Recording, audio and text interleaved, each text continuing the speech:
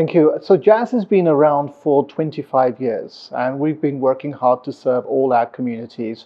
And since then, we've managed to establish ourselves in over 750 cities. We've now rolled out our network that covers more than 12,500 base stations up and down the country. And this is bringing cellular services to the masses. So what we're doing is, whilst the cities are well covered, we're now going to the rural pockets to be able to serve the very communities that desperately need our data services. Not only are we providing this access, but we're also giving them the ability to have other services that will empower them and actually transform their lives. One such example could be our Jazz Cash service, which is today serving more than 5 million customers every single day. This allows people to send money up and down throughout the country. Even if you're in a rural area, as long as you have your Jazz connection, you can actually use this service as well. And not only this, we're also allowing our customers who are perhaps in a digitally underprivileged area to trial some of our products. And recently we launched a free version of Facebook that allows you to have some simple text-based access to Facebook as well. So you can try it, see if you like it. If you like it, you can continue to the full version, but this is the sort of things we're doing.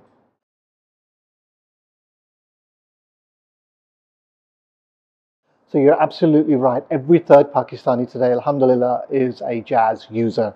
And we're bringing this service to even more. And actually the vision that we have is to make every customer a Jazz user. And of course, with this, it brings the extra responsibilities. So whilst we're providing the bare service just to get access to the network, this is where additional services such as our Jazz Cash, and not only that, we've also been recently launching our doctors program, our Bima health insurance as well. So we're launching other services that are actually helping our customers.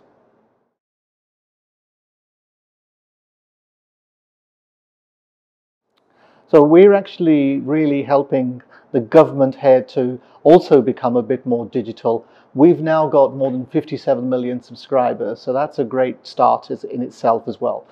We provide various platforms that enable government transactions to take place as well. So there's a lot of Jazz Cash enablement here from a financial inclusion perspective. But not only that, we're also working with the National Incubation Center, and we're actually allowing young startups to flourish, to come up with new ideas. And what we do is we actually help them with seed funding, and we actually showcase their work at global forums, such as in Silicon Valley, or even at the Mobile World Congress that takes place in Barcelona every year. We've also worked with the government to be able to accelerate ourselves to the digital state. So it was recently a policy document that we wrote that actually talks about how to bring more digital services to actually enable Pakistan to move forward.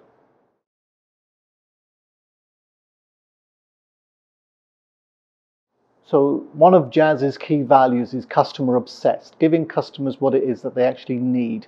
And we've worked very hard in building a strong network, which is reinforced by about 20,000 kilometers plus of fiber backbone. Whilst that means nothing to the average person, but what it does do, it allows people to use much more data and be freer with the sort of data applications they want to use, whether they want to use television services over there, or to go to YouTube, or to just access news or information. So that's one of the key things we've been driving.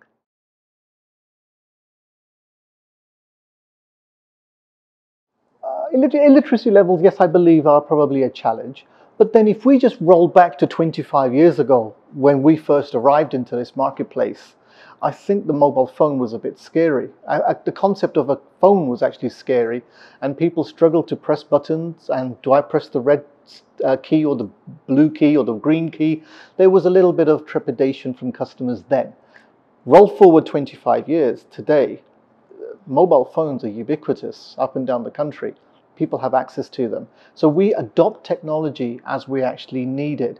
So whilst, yes, it is perhaps an issue, but I think people will understand how this can be liberating. And I have a couple of examples on this one. When I travel the country, I meet customers. One customer told me she was very overjoyed with the data services we have provided her, because she was actually able to broadcast and write her poems onto Facebook and she had a following on her Facebook page that she was very proud of. There's another customer that I met recently who talked about how Jazz Cash had actually helped them and saved their sons' journeys back and forth to the country, up and down the country every single week. Their money was coming to them very quickly. Now, of course, some of these people are literate, but most of them are illiterate. We've also have the Jazz Agri app as well, which is like an agriculture-based app, which provides customers with knowledge of what are the market prices. So yes, it can be a hindrance, but when there is a need and you can see a clear benefit, consumers will actually adopt these services.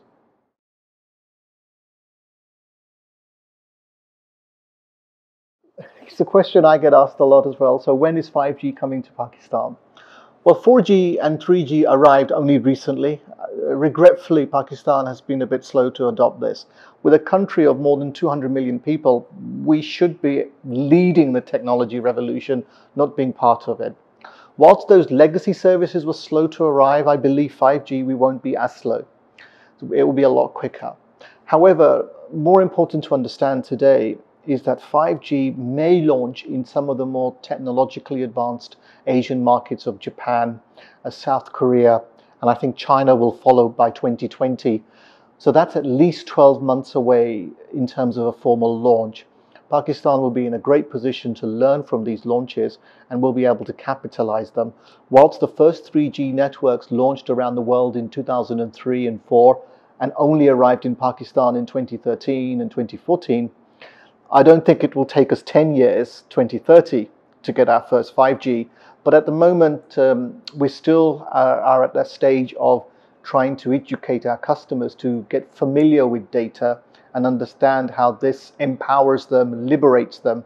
Once that happens, I think the adoption rate will increase. So certainly will arrive, won't take as long as the last technologies, but unfortunately, I don't think Pakistan will lead this revolution.